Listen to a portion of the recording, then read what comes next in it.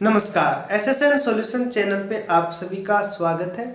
आज हम integral equation का दिसंबर 2014 पार्ट बी क्वेश्चन 43 सॉल्व करने जा रहे हैं।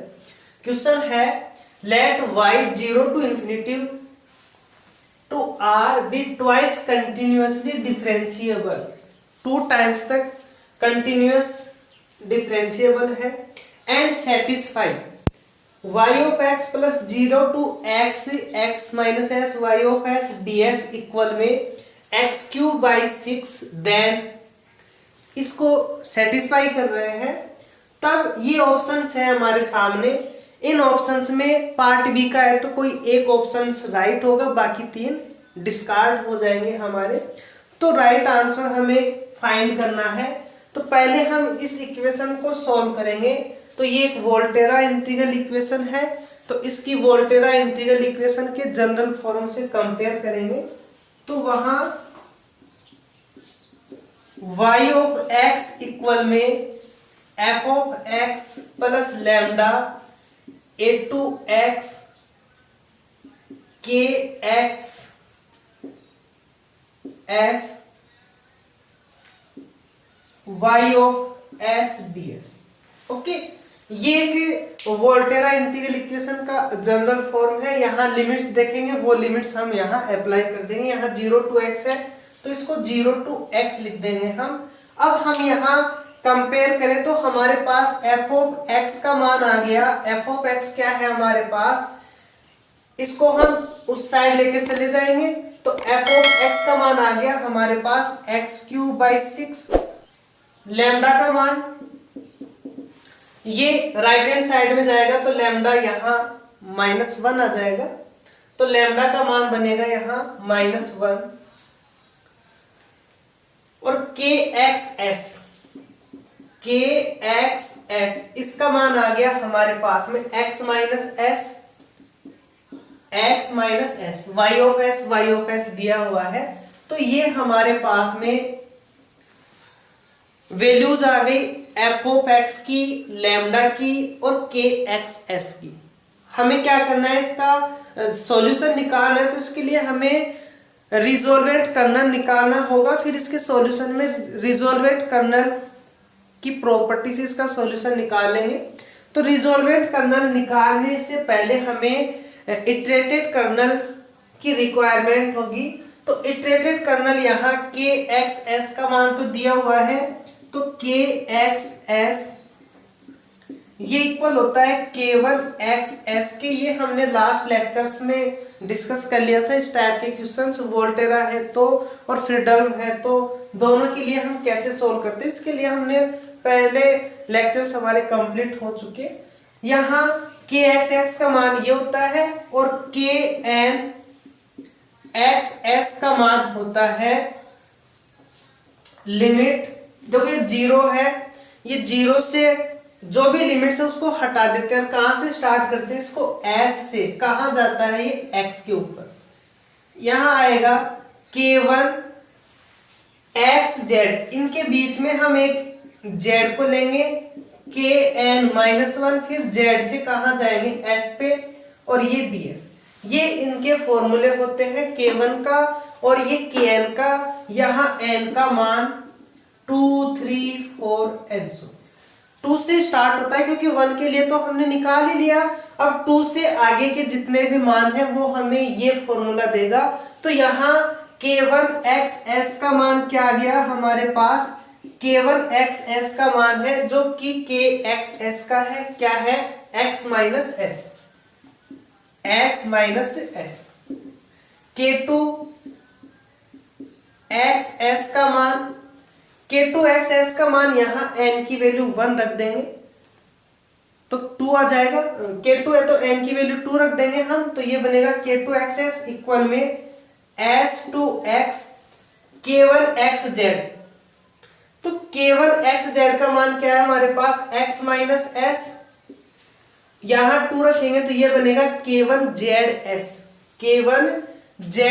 मतलब x की जगह z रखना है तो ये बन जाएगा z माइनस एस और ये नया फंक्शन बनेगा तो यहाँ dz आता है, ये बनेगा हमारा dz।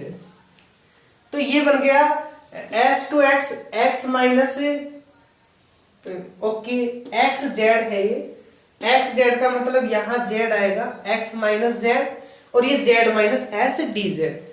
इसको हम फर्स्ट सेकंड फंक्शन से मान के सोल्व कर लेते हैं, इजी बनेगा। इसको हम फर्स्ट फंक्शन मान लेते हैं, इसको हम सेकंड फंक्शन मान के और इसका इंटीग्रेशन करेंगे। तो फॉर्मूला क्या कहता है, first function as it is, second का इंटीग्रेशन। तो x माइनस जेड तो एज इट इज, इसका इंटीग्रेशन करेंगे तो z माइनस एस का whole square factorial 2 by 2। Limits क्या है हमारे पास में, s टू x, लिमिट्स क्या है s to x minus s to x, इसका डिफरेंशिएशन, इसका इंटीग्रेशन। इसका डिफरेंशिएशन करेंगे x का z के रेस्पेक्ट में 0, z का बनेगा माइनस का 1, तो माइनस माइनस प्लस हो जाएगा। इसका इंटीग्रेशन करेंगे तो ये बनेगा z माइनस एस का होल स्क्वायर बाई 2 dz। तो ये बनेगा हमारे पास k2। यहाँ z की वैल्यू x रखेंगे, एक बार z की वैल्यू s रखेंगे, z की वैल्यू x रखेंगे तो ये 0 बन जाएगा, और z की वैल्यू s रखेंगे तो ये 0 बन जाएगा। तो इसका मान तो 0 आ गया दोनों ही लिमिट्स के ऊपर। अब बात करें इसका मान, तो ये बनेगा हमारे पास z माइनस एस का क्यूब अपॉन में फैक्टोरियल 3। इसका इंटीग्रेशन करेंगे तो क्यूब बाई 3, 3 इंटू 2 फैक्टोरियल 3 बन जाएगा, और ये इसकी लिमिट आएगी x to x, s to x। z का मान x रखेंगे तो ये बनेगा x माइनस एस का क्यूब अपॉन में फैक्टोरियल 3, और जैसे ही z का मान s रखेंगे तो 0 बन जाएगा। तो k2 हमारे पास आ गया क्या, k2 का मान आ गया हमारे पास x माइनस एस का क्यूब अपॉन में फैक्टोरियल 3, और इसको क्या लिख सकते हैं अपन, x माइनस एस अपॉन में फैक्टोरियल 1, एक को निकालेंगे हमारे पास में इसका फॉर्मूला बनेगा। तो इसका फॉर्मूला या तो साइन के फॉर्म में बनेगा या फिर कोस की फॉर्म में बन रहा है, या तो साइन में बन रहा है या कोस में बन रहा है। तो यहां से हमें ये तो दिख रहा है कि ये 1 आ रहा है 3 आ रहा है, ऐसा एक्सपेंशन साइन में होता है, तो कोस का तो वैसे ही डिस्कार्ड हो गया हमारे पास, आगे को निकाल लेंगे हम। वैसे तो हमारे पास में इसकी सीरीज मिल गई ऑप्शंस देखने से कि साइन के बन रहे हैं हमारे पास।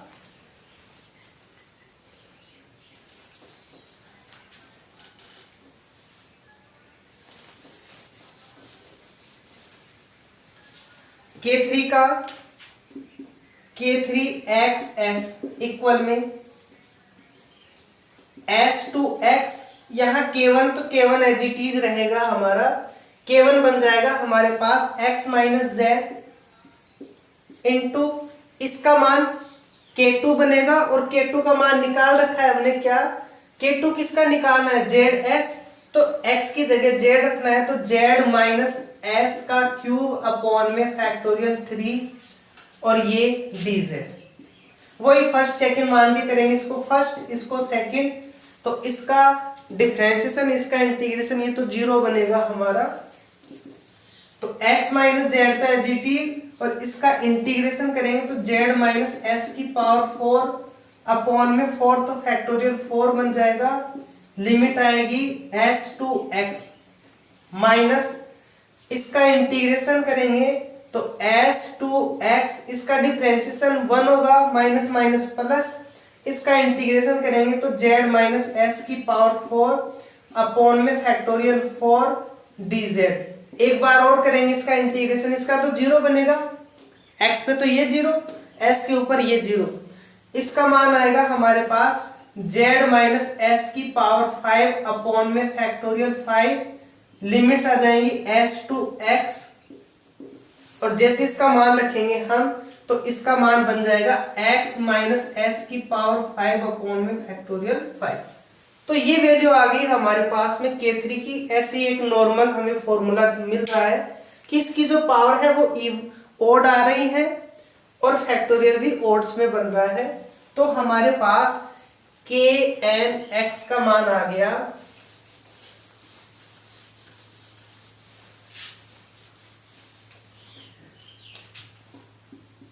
के एन एक्स एस का मान आ गया हमारे पास।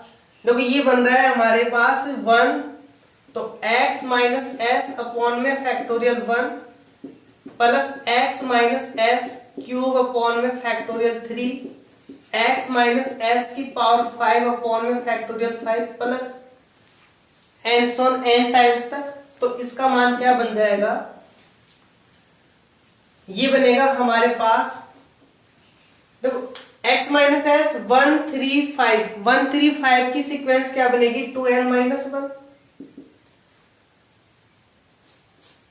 इक्वल में जो के एन एक्स एस है ये बन जाएगा x माइनस एस की पावर 2n माइनस 1 अपॉन में 2n माइनस 1 फैक्टोरियल।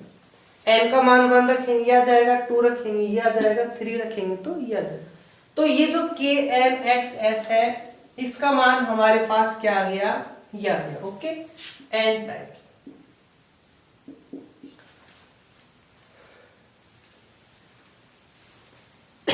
तो ये हमारे पास में के एन एक्स एक्स का मान आ गया। अब हमें मान किसका निकालना है, रिजोल्वेंट कर्नल का। किसका निकालना है, रिजोल्वेंट कर्नल का। और रिजोल्वेंट कर्नल का मान का जो फॉर्मूला होता है वो हमारे पास ये होता है, उसको हम आर एक्स और लैम्डा से रिप्रेजेंट करते हैं। ये होता है summation n equals 1 to infinity lambda की पावर n माइनस 1 के एन एक्स एस। यहां लैम्डा का मान क्या आया था -1, तो -1 की पावर बनेगी ये n इक्वल में 1 टू इंफिनिटी -1 की पावर n माइनस 1 के एन एक्स एस। ये बन रहा है हमारे पास में x माइनस एस की पावर 2n माइनस 1 अपॉन में 2n माइनस 1 फैक्टोरियल। अब इसका एक्सपेंशन कर ले हम, तो एक्सपेंशन करेंगे तो इसका मान आएगा, n का मान 1 रखेंगे, यहाँ 1 0 तो पॉजिटिव बन जाएगा, ये 1 रखेंगे तो ये बनेगा हमारे पास x माइनस एस। अब n का मान 2 रखें तो 2 ये माइनस का बन जाएगा, माइनस यहाँ 2 रखेंगे तो ये बनेगा x minus S cube factorial 3। n का मान 3 रखेंगे तो x माइनस एस की पावर 5 अपॉन में फैक्टोरियल 5 माइनस एन सोल। और ये किसका एक्सपेंशन होता है, ये साइन का होता है, ये बन जाएगा साइन x माइनस एस। तो हमारे पास जो रिजोल्वेंट कर्नल है उसका मान क्या आ गया, साइन x माइनस एस आ गया। अब इसका जो जनरल सॉल्यूशन हम लिखेंगे, जनरल सॉल्यूशन क्या हो जाएगा हमारे पास, इसका जनरल सॉल्यूशन होगा y ऑफ x इक्वल में f of x plus lambda. इसकी जो लिमिट्स हैं वो जो लिमिट हमें दी हुई क्वेश्चन में वो ही लिमिट आ जाएंगे 0 to x resolvent kernel r x lambda और यहां आएगा एफ ऑफ एस और ये डी एस। ये वैल्यू आ गई हमारे पास y ऑफ x का मान f of x plus lambda 0 to x are x lambda f of s d s. ये y की जो वैल्यू है इसका जनरल मान होता है और हमें इसी को सोल्व करना है। हमारे पास में आर एक्स लैम्डा का मान है, एफ ऑफ एक्स क्या है हमारे पास, ये एफ ऑफ एक्स है, यहाँ वैल्यू रख देंगे तो हमारे पास एफ ऑफ एस का मान भी आ जाएगा। तो इसका मान निकलेगा हमारा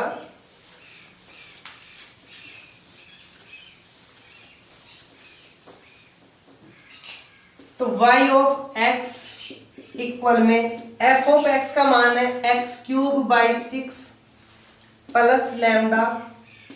लैम्डा का मान क्या था हमारे पास, लैम्डा का मान -1 था, माइनस 0 टू x